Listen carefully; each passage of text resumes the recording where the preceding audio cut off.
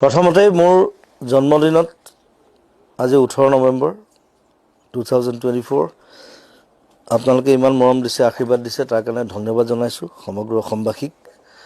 আৰু আমি আজি আছো মোৰ ষ্টুডিঅ'ত জাজি ষ্টুডিঅ' জুবিন গাৰ্গ মিউজিকেল মই আছো ৰাজেশ ভূঞা আছে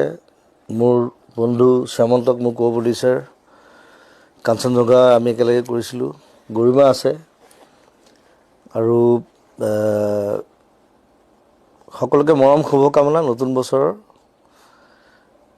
সকলোকে জনাইছো আৰু আমি আজি মিলিত হৈছো অকল জন্মদিন বুলি নহয় এটা এনাউন্সমেন্টৰ কাৰণে হেতু এটা সাৰপ্ৰাইজ আপোনালোকৰ কাৰণে নতুন সিনেমা আহিব ডিসেম্বৰত আমি লঞ্চ কৰিম সিনেমাখন নাম হৈছে দেখুৱাই দিছো এখন স্ক্ৰিপ্ট আমি পোষ্টাৰ ৰিলিজ নকৰো স্ক্ৰিপ্ট ৰিলিজ কৰিছো স্ক্ৰিপ্টখন কাইলৈ আমি বিলাই দিম গোটেই অসমত সবে পঢ়িব পঢ়ি নিজৰ মতে বনাব পাৰিব